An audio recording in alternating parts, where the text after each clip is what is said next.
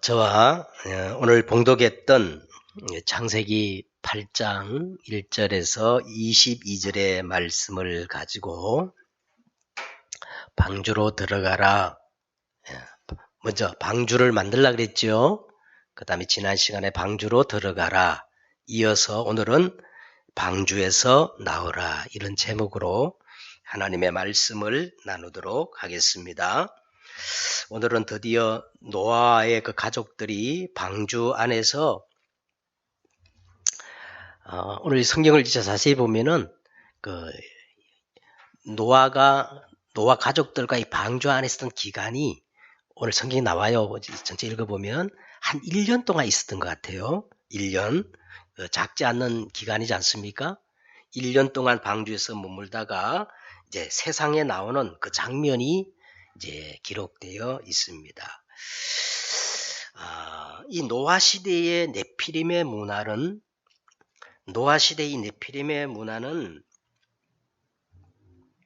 홍수 심판이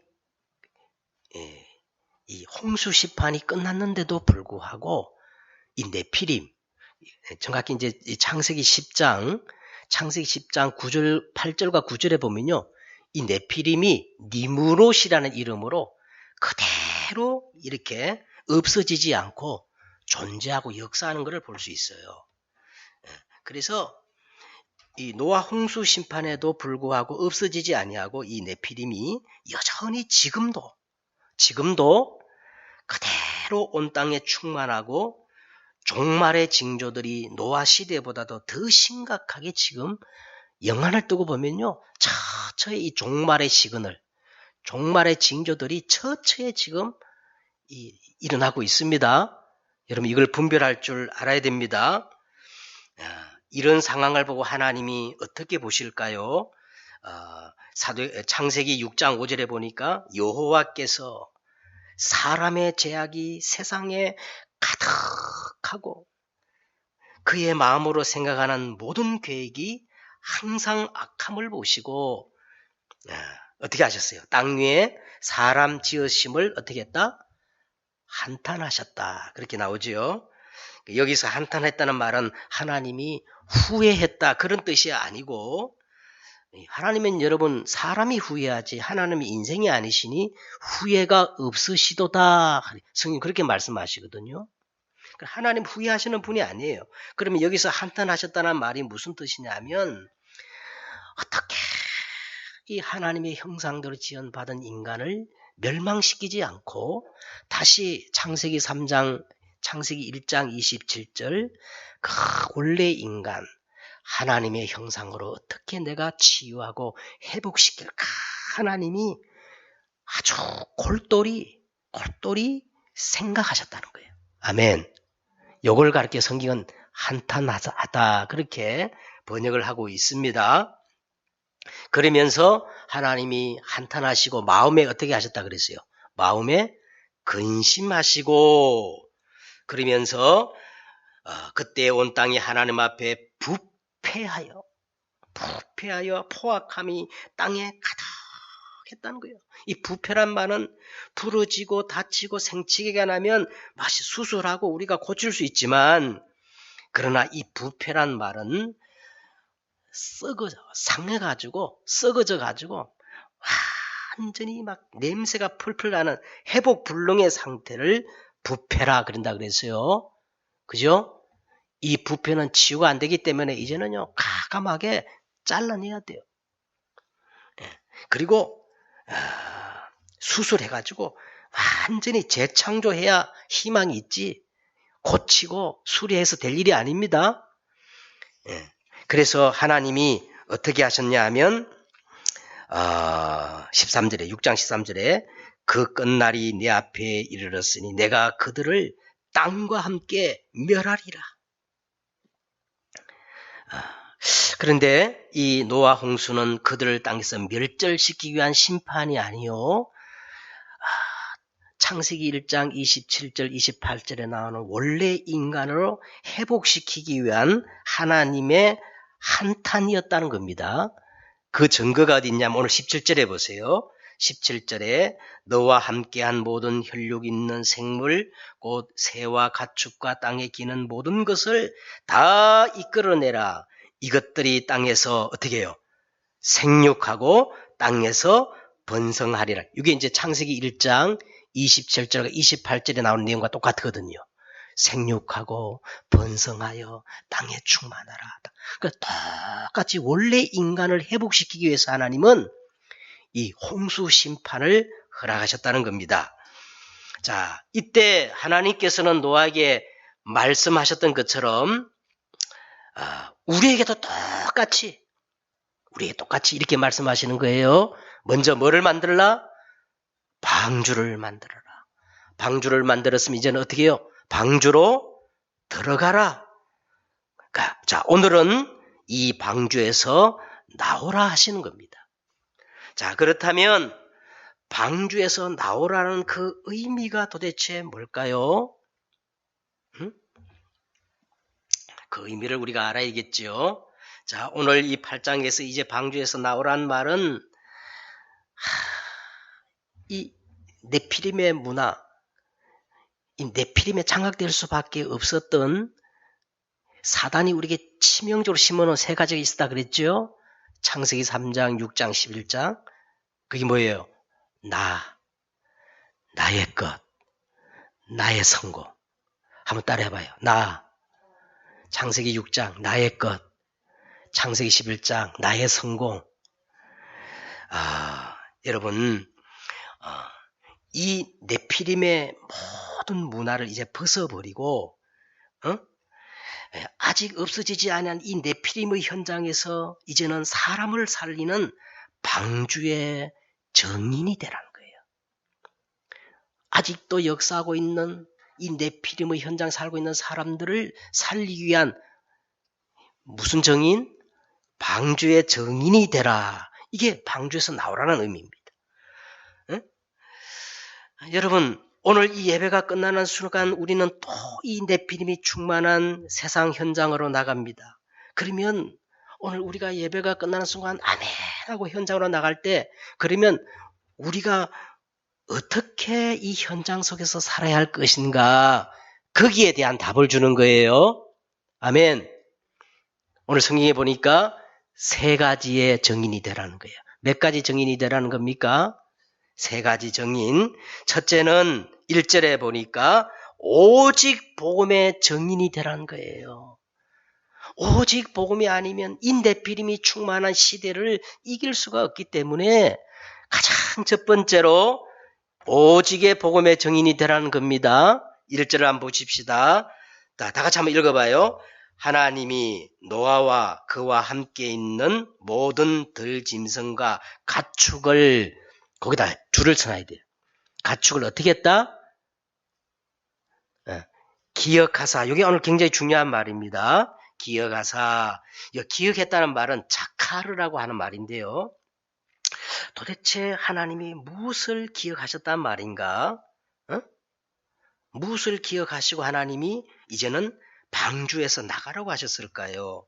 우리는 여기에서 하나님이 노아에게 말씀하셨던 어떤 말씀을 기억했다든지 아니면 노아가 어떤 신앙의 행위, 노아의 어떤 신앙 행위를 기억했다든지 그런 정도로 우리는 이해하기 쉽습니다. 자, 그런데 오늘 이 본문에는 무엇을 기억했는가 그 목적어가 중요한 게 아니에요. 하나님이 무엇을 기억했는가 그 목적어가 중요한 게 아니고 오늘 이 본문의 주어가 중요한 거예요. 주어가. 누가 기억했는가 이게 중요한 키입니다. 오늘 본문에 보니까 이 주어가 누굽니까? 누가 기억했다는 거예요? 노아가 기억했다는 거예요? 하나님이 기억했다는 거예요?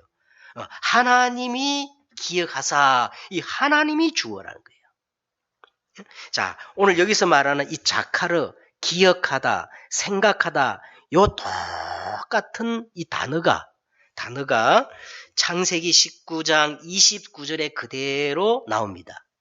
똑같은 단어가 거기에 보면은 하나님이 똑같이 이 소돔과 고모라를 멸망하실 때 곧 롯이 거주하는 성을 엎으실 때에 여기 보니까 하나님이 아브라함을 생각하사 그랬어요. 아브라함을 생각하사. 그래서 롯을 그 엎으시는 중에서 구원하셨느니라. 이제 여기 그렇게 돼 있거든요. 그래서 여기에 보시면 하나님이 소돔과 고모라를 멸망시킬 때 구원을 누가 받습니까? 구원을 누가 받아요? 롯이 구원을 받는데 하나님이 이 롯을 구원하실 때 누구를 생각하고 롯을 구원했다는 거예요? 아브라함을 생각하고 구원했다는 겁니다. 그래서 아브라함을 생각했다는 말이 이 자카르, 오늘 기억하다 말과 똑같은 말이거든요. 자, 그러면 이 자카르 기억하다는 말은 우리가 이해하고 있는 그 상식적인 개념과 사뭇 다른 의미일 수가 있다는 거죠. 그리고 그 대표적인 예가 오늘 롯을 구원하는데 하나님이 아브라함을 생각했다는 것입니다. 자, 그러면 우리가 간단히 상식적으로 이게 동원하더라도 롯에게는 구원의 어떤 조건과 근거와 이유가 있다 없다? 롯에게는 하나님이 구원할 만한 조건과 근거나 이유가 있어요 없어요? 에? 없어요. 롯에게는 하나님이 롯을 다 이불로 구원할 만한 어떤 조건이나 근거나 이유가 롯에게는 하나도 없었던 겁니다. 그런데 왜 하나님이 롯을 구원하느냐? 누구를 생각하고? 아브라함을 생각해서 롯을 구원했다는 겁니다. 자, 그러면 하나님이 왜 롯을 구원하는데 아브라함을 생각했느냐? 하나님과 아브라함과 뭐가 있었냐면 언약을 맺었어요. 언약. 그 사람은 내 상속자가 아니라 내 몸에서 날짜가 내 상속자가 되리라. 내 씨로 있나요? 아브라함의 씨로 있나요? 천하 만민이 복을 얻을 것이니라. 자, 그런 언약을 맺었거든요. 그 아브라함의 직접적인 씨가 누구냐면 이삭이에요. 이삭. 내 씨. 근데 이 이삭을 씨로 말하는데 여기 아주 특이한 단어를 썼어요. 돈의 씨라는 단어는요, 뜻밖에도 복수가 아니고 단수, 한 사람을 가리키는 말이에요. 그러면 이 이삭의 혈통에서 누가 오시도록 약속되었습니까? 여자의 후손, 메시아, 그리스도가 아브라함의 씨, 이삭의 씨를 통해서 이 땅에 오실 것을 하나님이 아브라함과 이렇게 언약을 맺었던 겁니다. 그래서 하나님이 고돔과 소모라에서 롯을 구원할 때 아브라함을 기억했다는 말은 오실 여자의 후손 그리스도를 생각해서 누굴 구원했다는 거예요? 롯을 구원했다는 말씀인 겁니다.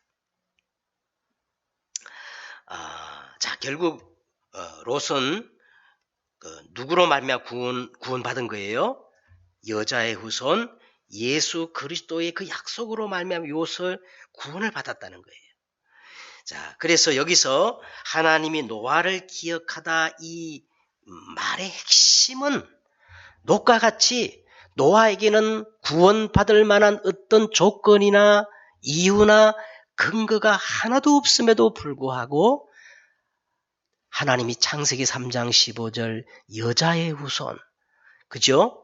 그 여자의 후손으로 오실 그리스도를 기억하고 누굴 구원했다는 거예요? 오늘 노아를 구원했다는 것입니다. 자, 그래서 여러분 예수 그리스도는 어떤 분이신가에 대해서 이 히브리서에 아주 잘 설명했어요. 히브리서에 예수 그리스도가 왜 우리의 오직 복음일 수밖에 없는가를 여러 성경이 있지만은 저는 히브리서야말로 정확하게 이 그리스도의 삼중직에 대해서 잘 설명해 주고 있습니다. 먼저 히브리서 2장 13절과 14절에 보면 예수 그리스도는 누구시냐? 자녀들은 혈과 육에 속하였음에 그도 또한 같은 모양으로 혈과 육을 함께 지니심은 죽음을 통하여 죽음의 세력 잡은 자 마귀를 멸하시며 죽기를 무수함으로 한평생 마귀의 운명에 매여 종로로 타는 자들을 놓아주시기 위해서 예수님이 이 땅에 어떻게 해요? 오셨다는 거예요. 할렐루야.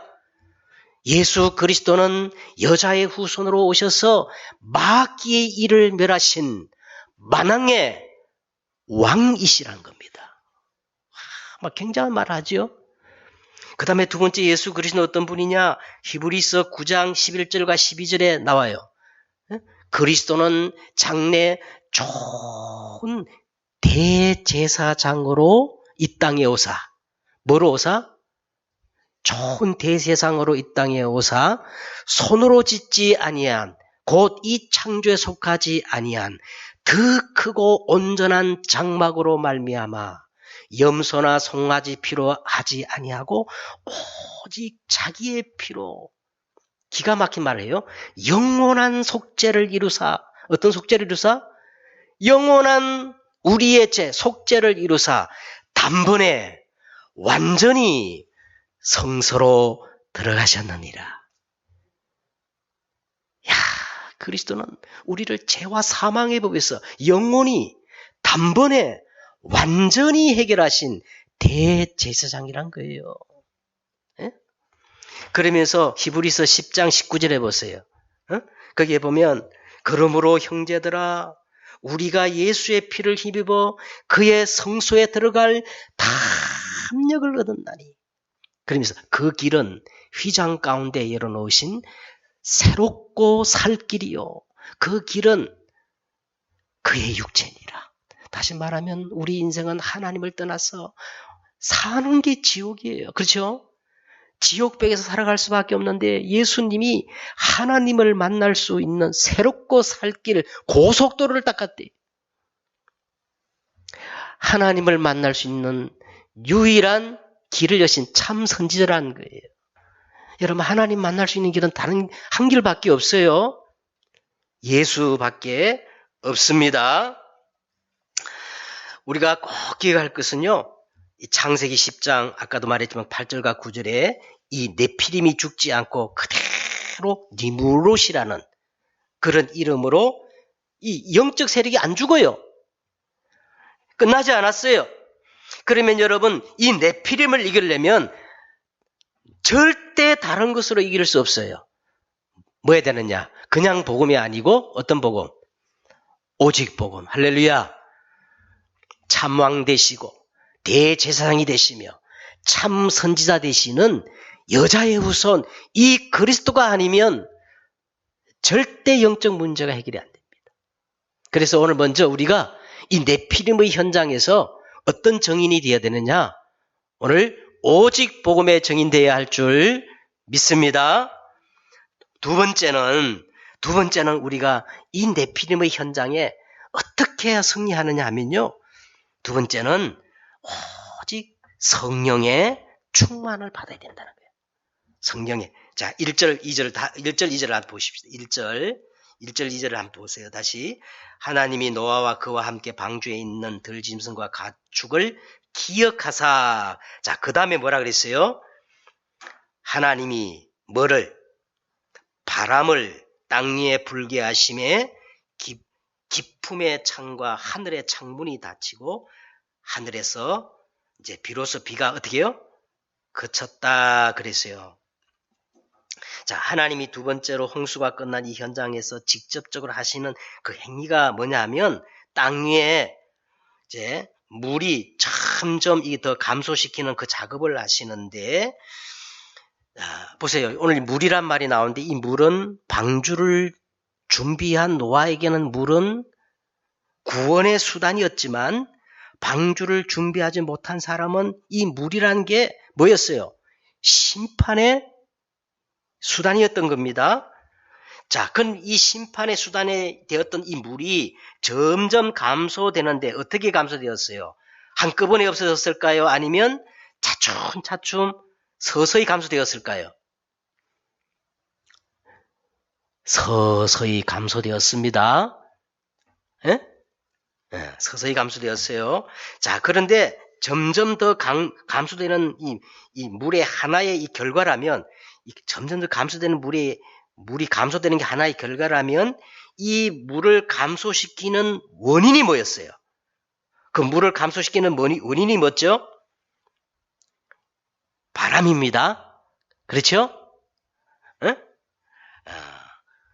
하나님이 바람을 땅 위에 불게 하심에 이 물이 점점 감소가 되었다는 겁니다. 자, 그런데요, 이 고대인의 상식으로는 물을 말릴 때는 당연히 뭐가 등장해야 되느냐 하면 태양이 등장해야 되는데, 오늘 본문에는 태양이 등장하지 않고 뭐가 등장해요? 바람이 등장합니다. 그래서 오늘 우리가 여기서 주목해야 될 거는요, 이 본문 1절에 쓰여진 이 바람은 일반 바람이 아니고, 제가 자꾸 이 원어를 쓰는 이유가 있어요. 왜냐, 이 원어적인 의미를 우리 한글 성경이 번역할 때 의미를 다 담지는 못하거든요. 오늘 이 원어에서 쓰는 이 바람은 일반 바람이 아니고 르하흐. 다시 말하면 영이라는 뜻이에요. 영이라는 뜻. 우리가 창세기 1장 2절에 이제 그런 말은 나오죠. 땅이 혼돈하고 공허하며 흑암이 깊음 위에 있을 때, 그게 하나님의 영이, 누구의 영이? 하나님의 영이 어디에? 수면에 운행하시니라. 자, 거기에 나오는 이 하나님이 르하흐입니다. 르하흐. 그냥 바람이 아니고 르하흐. 하나님의 성령이 운행하시니 물은 물로 모이고, 그 다음에 묻이 드러나서 육지가 이제 드러나는 거예요. 성령을 상징하는 이 르하흐, 이 바람이 불자 심판의 상징이었던 물이 땅에서 점점 말라져 가고 감소되어 가다가 이제 14절에 보세요. 완전히 이제 말라져 갑니다. 둘째 달 21의 날에 땅이 말랐더라 그랬어요. 이 땅이 말랐더라는 말이 어떤 말입니까? 물이 완전히 없는 상태인데 이와 비슷한 기적의 사건이 성경에 또 나오는데요. 어디 나오느냐? 출애굽기 14장 21절에 똑같은 이 홍해 사건이 나옵니다. 홍해가 물이 양벽이 되어서 쫙 갈라지잖아요. 그리고 물이 갈라졌다고 해서 곧바로 그 밑바닥을 건너갈 수 없어요. 왜냐? 물에 잠겨 있었기 때문에 막 뻘이 질퍽거리기 때문에 걸어갈 수 없는 거예요. 그러자 하나님이 밤새 무엇을 불게 하셨어요? 밤새 동풍, 이 바람이 르하흐입니다. 이 동풍을 불게 하셔가지고 햇볕에 쪼인 게 아니고 동풍을 불게 말리셔가지고, 그래서 이스라엘 백성들이 마른 땅같이 그 홍해 가운데 건너갔다고 성경 기자가 정확히 그렇게 기록하고 있습니다. 그래서 오늘 이 바람이라는 것은 무슨 바람이에요? 성령입니다. 성령. 이 성령이 얼마나 중요한지 예수님이 부활하자마자 제자들을 딱 만나자마자 평안하뇨 하시면서요, 숨을 내쉬면서 이렇게 말했어요. 후 하면서 뭘 받으라? 성령의 충만함을 받으라. 그리고 성전 직전에 예수님이 12제자에게 마지막 기도 제목과 미션을 주었는데, 그게 뭐냐면 예루살렘 떠나지 말고 아버지께서 약속하신 뭘 받으라? 성령을 받아야 된다. 다른 거 해서 안 되고 너희가 성령 받아야 예루살렘, 온 유다, 사마리아 땅끝까지 이 네피림의 현장에서 증인이 될 수가 있어. 자, 그래서 오늘 우리가 성령 아니면 안 됩니다. 예수 믿는 사람들은 이 복음을 전해야 할 현장에서 딱 한 가지 방법밖에 없어요. 우리 힘으로는 절대 안 돼요. 성령의 충만함을 받아서 누구 인도 받아야 돼요? 이 네피림이라는 게 영적 존재거든요. 악령이란 말이에요. 귀신이란 말이에요. 그러면 우리가 당연히 누구로 충만해야 돼? 성령으로 충만해야 돼요. 약속하셨어요. 분명히 주시겠다고. 그래서 여러분, 성령 인도를 가장 잘 받은 사도행전에 나타난 이 바울은요, 이렇게 네 가지로 압축됩니다. 사도행전을 보면 바울이 성령이 이르시되 성령의 보내심을 받아, 그 다음에 성령이 충만하여 성령의 말하게 하심을 따라, 이게 바울 사역의 모든 결론이에요. 모든 결론. 자, 그러면 우리는 이 성령을 어디에 우리가 성령이 임해야 우리가 현장에 승리할 수 있느냐? 창세기 1장 27절에 보니까 하나님의 형상, 내 생명 속에 성령이 임해야 됩니다. 내 생명 속에 영원한 생명으로. 창세기 2장 7절에 보니까 그 다음에 내 영혼 속에 생기와 생명으로 임해야 되는 거예요.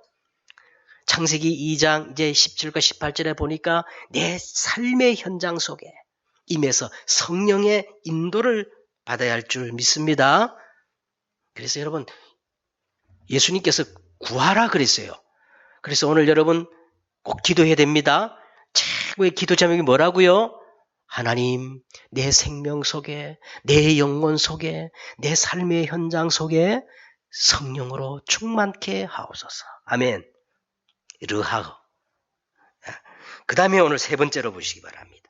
세 번째로 오늘 보시면 이제 우리가 이 사단이 역사하는 네피림의 현장 속에 첫째는 오직 복음의 증인, 두 번째는 오직 성령 충만의 증인, 세 번째는 뭐냐?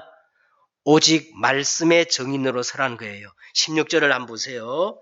16절에 너는 내 아내와 내 아들들과 내 며느리들과 함께 방주에서 어떻게 하고?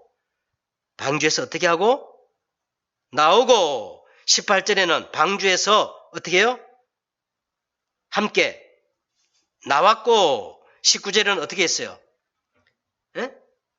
그 종류대로 방주에서 나왔더라 그랬어요. 나왔더라. 자, 이제 홍수 심판이 이제 끝난 상태입니다. 끝났어요. 자, 그런데 보세요. 오늘 보니까 방주에서 나오고, 나왔고, 나왔더라. 자, 오늘 이 말씀들이 전부 다 노아가 하나님의 뭐에 순종한 것일까요? 하나님의 뭐에 순종하는 거예요? 그렇죠. 하나님의 말씀에 순종하는 내용이에요. 말씀에 순종하는 내용. 여러분 보세요. 심판의 시작과 끝은 전부 누구의 말씀 속에 있었습니까? 하나님의 말씀 속에 있었어요. 이것이 왜 중요하냐면 하나님은 그 모든 가정을 우리에게 전달하시고 우리에게 다가오시고 하나님의 뜻을 보이실 때에 전부 말씀으로 하셨다는 거예요. 저와 여러분이 오늘 예배 시간에요. 대부분 사람들은 예배 시간에 은혜 되는 말씀, 마음에 편한 말씀을 듣기를 원합니다. 근데 성경을 보면 뭐 아브라함이나 모세나 하나님이 말씀하실 때 모세의 마음이 편하지 않았어. 여러분 오늘 이 말씀을 들을 때 내가 편한 말씀을 들으려 하지 말고 하나님이 원하시는 정확한 말씀이 뭔가 그걸 붙잡아야 된단 말이에요. 아멘. 그 말씀을 사모하셔야 돼요. 여러분 보세요. 하나님의 말씀은 영원히 변하지 않는 진리입니다. 이걸 로고스라 그래요. 다른 건 다 헛되고 다 부연해요. 하나님의 말씀만 영원히 변치 않는 진리, 로고스입니다. 이 로고스의 말씀이 오늘 예배를 통해서 선포될 때 이 말씀 속에 생명이 들어가서 말씀이 살아있는 말씀이 되는 거예요. 할렐루야. 이걸 캐리그마라 그래요. 살아있는 말씀. 그래서 우리는 집에서 막 기독교 방송 듣고 막 말씀 듣는 게 아니라 교회에 나와가지고 예배를 통해 말씀을 듣는 겁니다. 이 예배의 말씀이 어떤 말씀? 살아있는 말씀이기 때문에 그럼 여러분 오늘 이 살아있는 말씀을 다 듣고 하나님 오늘 저 말씀을 내가 약속으로 붙잡습니다. 이 말씀이 내게 성취되게 하옵소서. 이 말씀을 기도 제목으로 붙잡잖아요. 그러면 이 말씀이 내 현장에 성취되는 하나님의 말씀, 레마가 된다는 겁니다. 레마. 무슨 말인지 알겠죠? 여러분, 이 말씀의 흐름을 타야 되는 거예요. 제가 이번 주에 우리 교회가 속해 있는 이 노예 연합기도 이제 금요 기도회를 연합으로 드리거든요. 그 연합 기도에 내가 이제 인도자라 해가지고 설교를 하게 됐어요. 그래서 어떤 말씀을 전가할까 하고 이렇게 기도하는 중에 하나님이 감동을 주시더라고. 이번 주일날 강단 메시지가 그냥 말씀이 아니고 하나님이 그 말씀을 주실 때는 네 사정을 다 염두에 두고 말씀을 주셨잖아. 네가 금요일 날 연합기도에 이 강사로 설교할 줄 알고 그 말씀을 주셨기 때문에 그 말씀을 그대로 전하면 되지 않겠냐. 그래가지고요, 제가 그 주일 강단 메시지를 이제 일주일 동안 듣기는 듣는데 그렇게 많이 안 들어요. 근데 이번 주간에는 내가 몇 번을 들었냐면 20번을 들어서 20번. 야, 그런데 내가 듣다 보니까 놀랐어요. 내가 원고를 써가지고 메시지를 다 준비했는데 메시지를 잘할까 못할까. 눈 감고도 다 알겠지요. 그런데 이 메시지를 20번 듣는데 계속 끊임없이 이 하나님의 말씀이 내게 편집이 되고 설계가 되고 디자인이 되는 거야. 그래서 제가 제일 은혜 받았다니까요. 예? 여러분, 우리 성도들은요, 이 주일 강단에 뿌리를 내려야 돼요. 뿌리를. 뭐를 내려야 된다고요? 뿌리를 내려야 돼요. 그렇지 않으면 틀림없습니다. 다 이 영적 안정이 안 돼가지고 뿌리를 내리지 않으면 영적 안정이 안 돼가지고 늘 갈급하고 여기 끼워 저기 끼워 신천지에 갔다가 어디 갔다가 부평처처럼 방황하게 되는 거예요. 그러나 우리 성도들이 강단 메시지의 뿌리를 탁 내리면요, 성경이 나와 있어요. 어디에 집을 짓는 거예요? 절대 흔들리지 않는 반석 위에 집을 짓고 영적 안정이 되어지는 거예요. 영적으로 안정되어집니다. 그러면서 치유가 계속 일어나면서 이 말씀이 현장에 탁 성취되는 역사가 일어날 줄 믿습니다. 그래서 하나님은 현장에서 이런 말씀의 정인되기를 원하시는 겁니다. 자, 이제 결론을 맺겠습니다.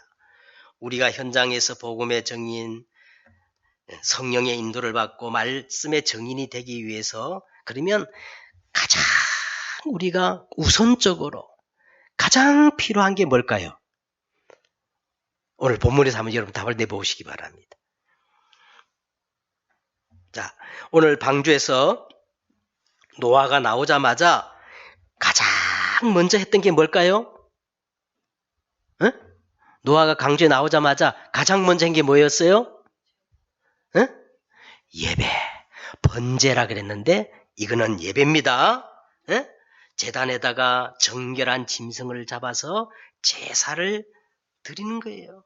이 말이 뭔 말이냐면 우리 인생에 있어서 최고의 가치 있고 귀중한 우선순위가 뭐냐? 뭐라는 거예요? 예배라는 겁니다. 저는 자신 있게 말할 수 있어요. 성경을 가지고. 예배보다 더 중요하고 예배보다 앞서가고 예배보다 더 가치 있는 것은 전부 우상이요 속는 겁니다. 우리가 하나님을 진짜 믿는다. 그 말은요, 하나님을 바르게 예배한다는 말이에요. 아멘. 예배 안 드리고 그냥 집에서만 맨날 그러면서 하나님 믿는데 아니요. 예배 드리는 것이 하나님 믿는 거예요. 응? 자, 제가 지난 시간에도 말씀드렸지만 이왕 하나님이 이 세상을 깔끔하게 막 정리하기 위해서요, 심판을 결정했다면 이참에 부정한 모든 것들을 다 멸절시키고 깨끗하고 정결한 것들만 방주로 데려가면 훨씬 세상이 정화될 거 아닙니까? 그런데 하나님이 그렇게 하지 않으시고 이 방주에 부정한 짐승과 정결한 짐승을 같이 데리고 들어갔단 말이에요. 왜 그랬을까? 저는 오늘 이 8장을 이제 딱 묵상을 하면서 이 한탄하시는 하나님의 그 말씀의 퍼즐이 탁 이렇게 맞춰지는 거예요. 그러면서 놀라운 신비를 깨닫습니다. 자, 여러분, 왜 하나님이 이 방주를 만들라 하고 방주로 들어가라 했을까? 이 방주의 목적이 뭘까요? 대부분 사람들은 이 방주의 목적이 노아와 그 정결한 짐승을 위해서 하나님이 방주를 만들고 방주로 들어가라 했을 것인데, 여러분 성경을 자세히 보세요. 그게 아닙니다. 오늘 이 방주를 만들어 하신 이유는, 주된 목적은 부정한 짐승에게 있어요. 부정한 짐승을 하나님이 구원하시려고 뭐를 만들라? 방주를 만들고 방주에 들어가라 했던 거예요. 응? 자, 그러면 이 부정한 것들이 누굴까요? 노아예요. 우리예요. 바로 내가 부정한 사람입니다. 이 부정한 것들을 살리려고 하나님은 흠없는 정결한 짐승을 데리고 들어갔다는 거예요. 얼마나 놀라운 일이에요. 자, 오늘 20절을 한번 보세요. 20절 다 같이 읽겠습니다. 시작. 노아가 여호와께 제단을 쌓고 모든 정결한 짐승과 모든 정결한 새 중에서 제물을 취하여 번제로 제단에 드렸더니, 홍수가 끝나니까 이 정결한 짐승들을 하나님이 노아라는 예배자를 통해 가지고 제단에 제물로 바치게 합니다.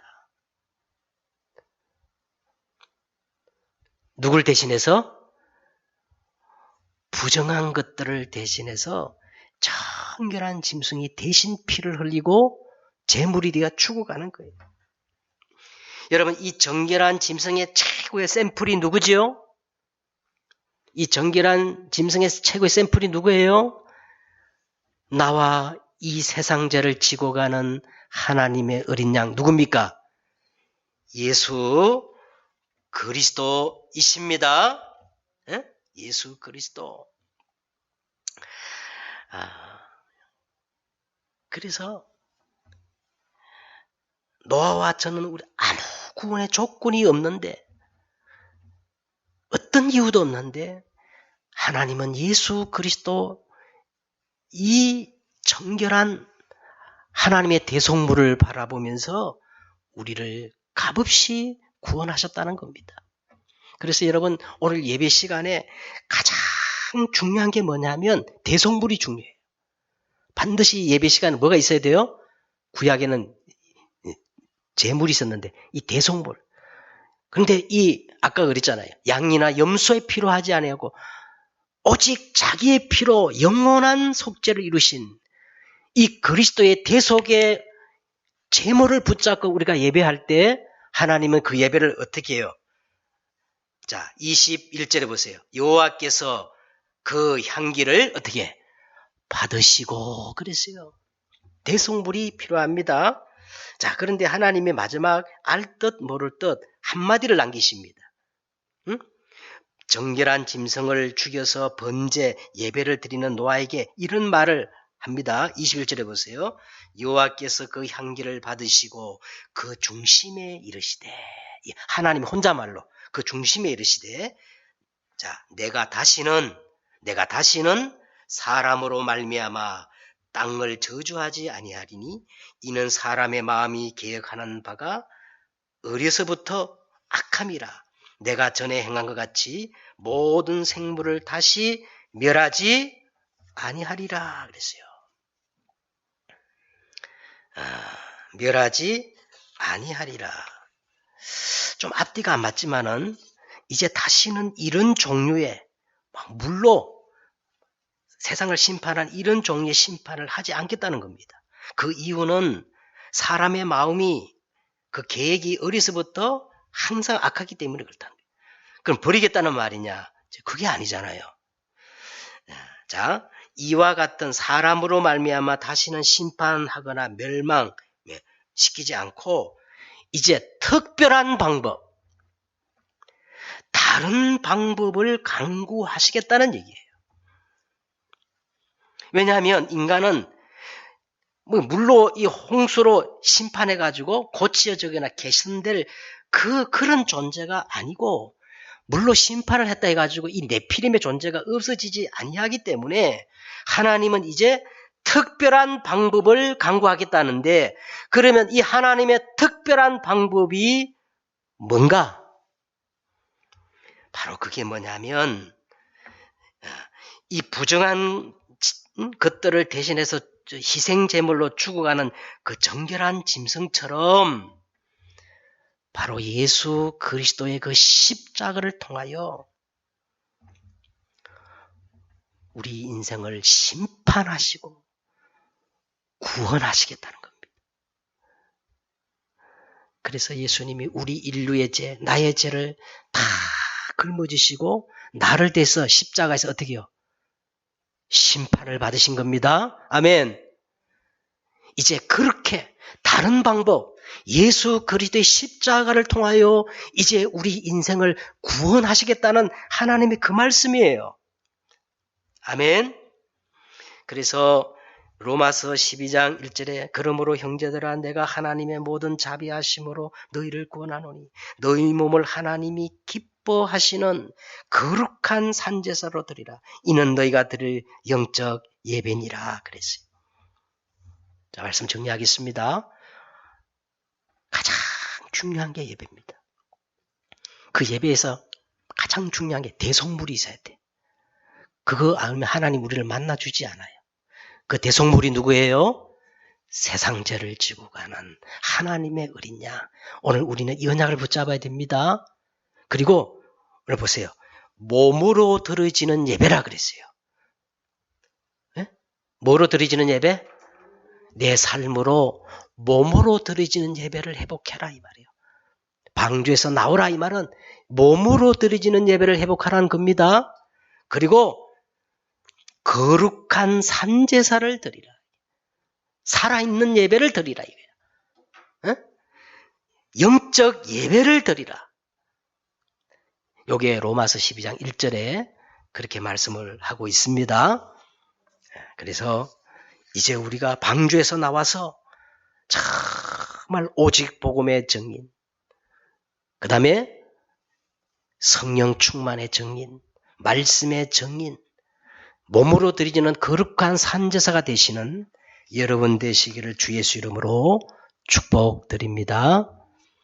기도하겠습니다. 하나님, 오늘 우리는 방주 안에 머무르지 말게 하시고 이제 우리가 이 방주 안에 이제는 나를 넘어서 저 죽어가는 영혼을 위해서 방주 밖으로 나가는 저들 되어지게 하옵소서.